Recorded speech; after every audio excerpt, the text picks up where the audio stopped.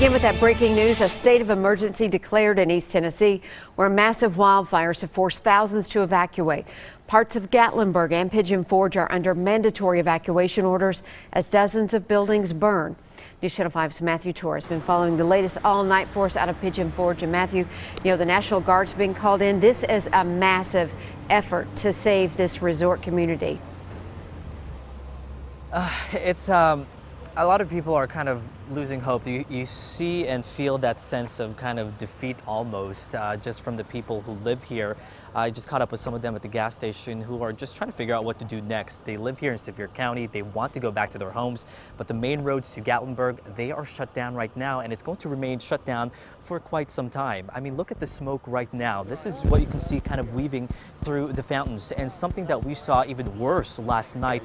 And what's scary, as you see from the video, it's not only from the thick plume of smoke, but as well as the fire crawling as people were trying to evacuate on the road. Some of them just really had to drive through fire. We caught up with some evacuees from one of the 5 evacuation centers with the Red Cross here in Pigeon Forge, or excuse me, in Sevier County.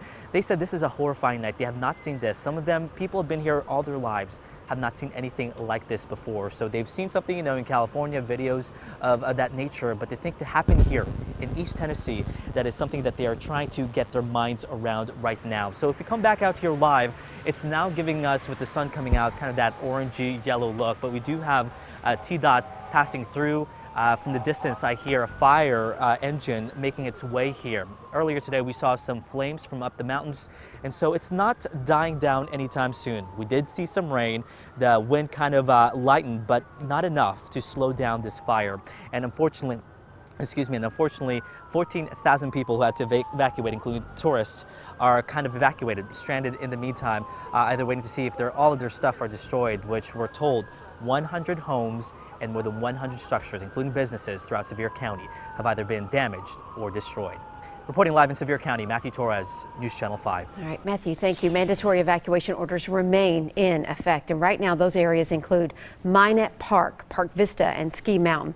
Also overnight, Dollywood evacuated hundreds of guests staying at the Dream More Resort in the Smoky Mountain Cabins.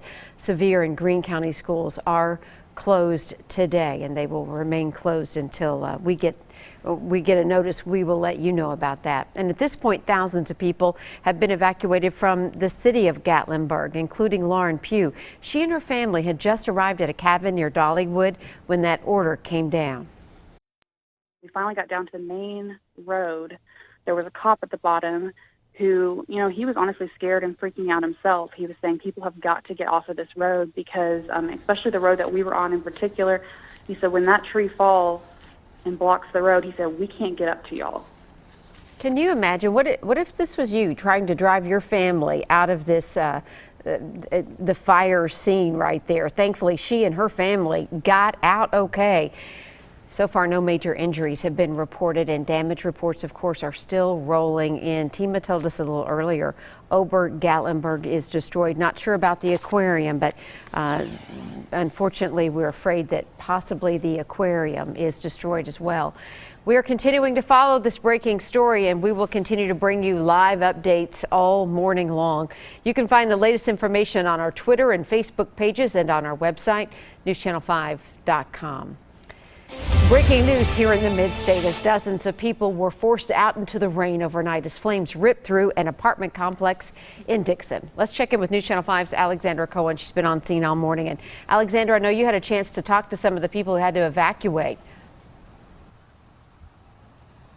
That's right, Amy. It was obviously a very chaotic morning for the 50 people who were displaced following this fire. Within the last hour, we did receive an update from officials. One person was live flighted to Vanderbilt University Medical Center for treatment. A second person was transported to TriStar Horizon Medical Center. That's local here in town. We do not know the extent of their injuries. However, we're told that doctors are working on them right now. Witnesses tell me some people were suffering from smoke inhalation, but they were treated at the scene and released. One townhome is a total loss, according to the fire chief. According to one resident, her 13-year-old son alerted them to the fire when he smelled smoke. Elizabeth Holding is concerned because she did not hear any fire alarms or smoke detectors going off. A mother in the alley, hysterical, looking upstairs at her husband and her I think her child or her 2 kids. And all we could hear was glass breaking and smoke and fire coming out. The people who were evacuated were taken to the Walnut Street Church of Christ. The Red Cross is there assisting them. The fire chief has not told us what may have caused this fire.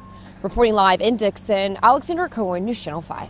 Alexandra, thank you. And happening today, the school bus driver charged with vehicular homicide in the deaths of 6 children will appear in court. Jonathan Walker's attorney says she expects her client to plead not guilty. Federal officials say the 24-year-old was behind the wheel and speeding when the bus flipped and slammed into a tree, killing 6 Chattanooga children. 37 students were on the bus at the time. Right now, 3 students are still in critical condition. Happening now, a search is underway to find 2 people after a violent gas station robbery.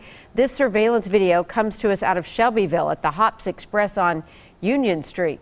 One gunman held down a clerk while another raided the cash register on Saturday. If you know anything that can help, call police.